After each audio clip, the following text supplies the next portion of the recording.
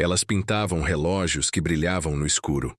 O problema é que, aos poucos, quem começou a brilhar por dentro foram os próprios corpos delas.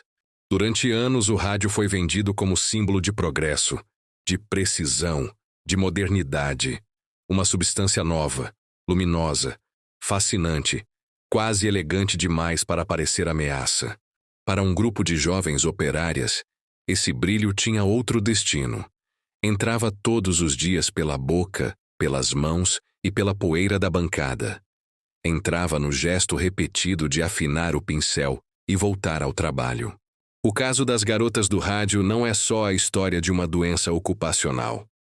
É a história de como brilho, indústria e prestígio esconderam um envenenamento lento, brutal e tratado como rotina. No começo do século XX, o rádio ainda parecia carregar uma promessa. Ele brilhava no escuro, e esse brilho foi associado à ciência, precisão, inovação e futuro. Antes de ser visto como ameaça, o rádio foi tratado como maravilha técnica. Por isso, pintar mostradores de relógios com tinta contendo rádio não parecia um trabalho perigoso. Parecia moderno, parecia limpo, parecia até elegante.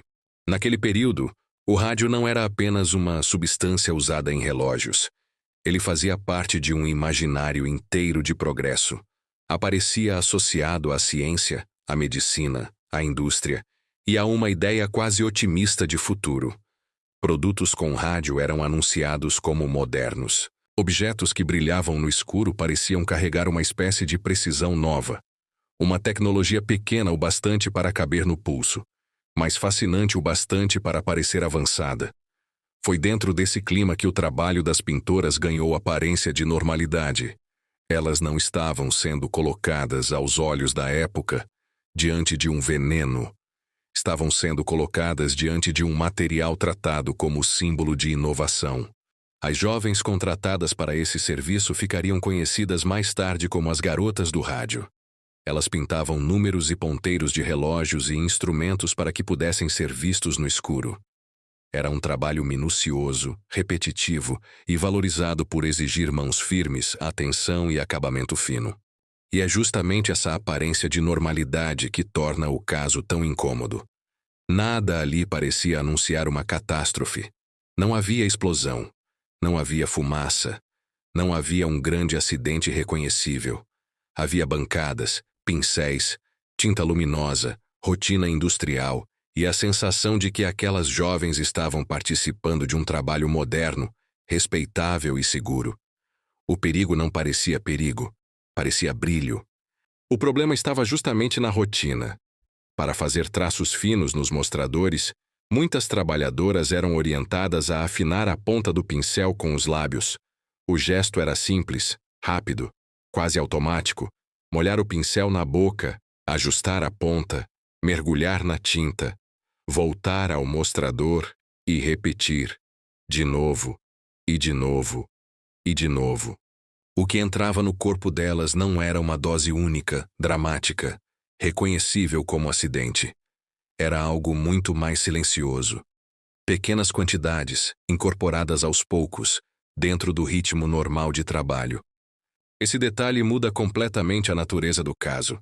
As garotas do rádio não foram atingidas por um grande evento repentino.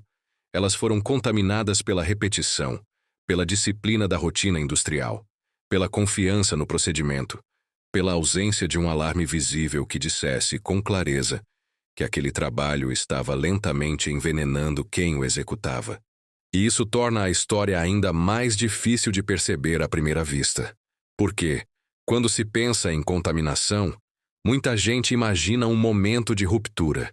Aqui, a ruptura demorou. Ela foi sendo construída todos os dias, em silêncio, por meio de um gesto que parecia banal. O rádio, ao entrar no organismo, não se comportava como uma tinta comum.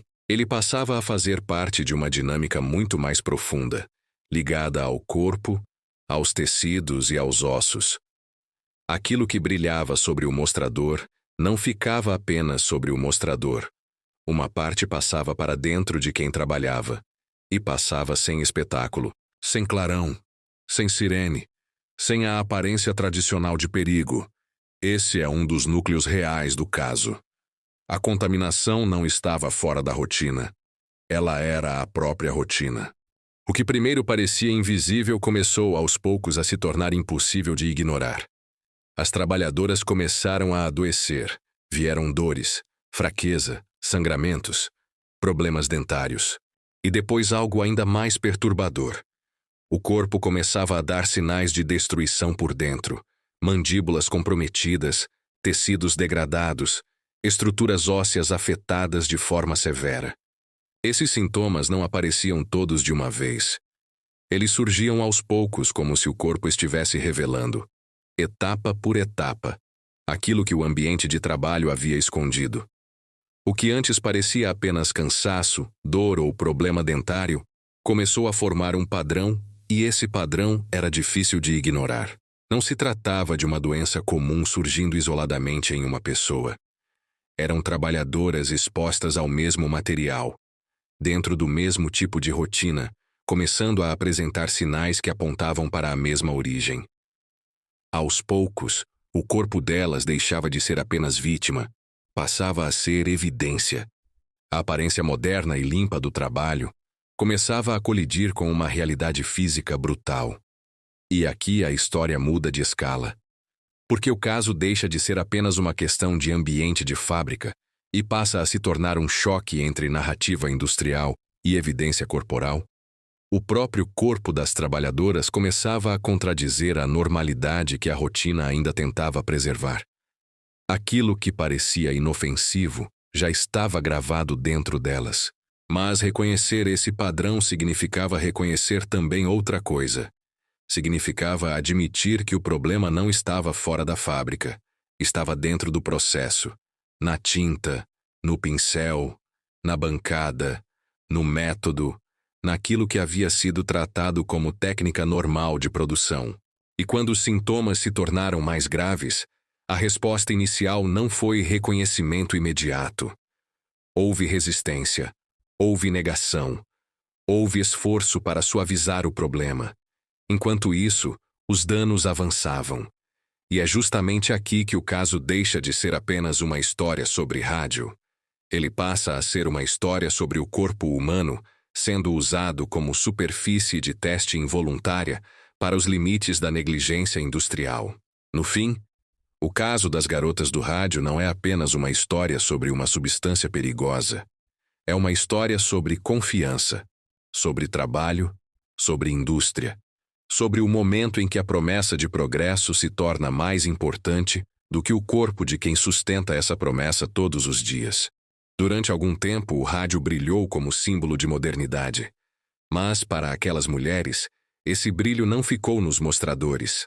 Entrou no corpo, nos ossos, na memória de uma época que precisou aprender, da forma mais dura, que uma tecnologia admirada também pode carregar um custo invisível. O que torna esse caso tão perturbador é justamente isso. Não houve um grande acidente. Não houve um instante único em que tudo se rompeu diante dos olhos de todos. Houve rotina, houve repetição, houve silêncio. E houve uma indústria disposta a manter esse silêncio por tempo demais. Quando os casos vieram à tona, a história deixou de caber apenas dentro da fábrica. Ela passou para os jornais, para os tribunais, para o debate público. Aquelas mulheres já não eram apenas trabalhadoras anônimas de uma indústria moderna. Elas se tornaram a prova viva de que o brilho vendido como progresso tinha sido sustentado por uma exposição que quase ninguém fora dali queria enxergar. E essa é uma das razões pelas quais o caso permaneceu. Porque ele não expôs apenas uma substância perigosa. Expôs uma relação inteira entre trabalho, ciência, lucro e responsabilidade. As garotas do rádio não revelam apenas os perigos do rádio. Elas revelam o perigo de uma sociedade que confunde brilho com segurança, novidade com inocência e progresso com ausência de custo. No fim, o que brilhava no escuro não era apenas a tinta. Era o rastro de uma negligência lenta demais para ser chamada de acidente e brutal demais para ser esquecida.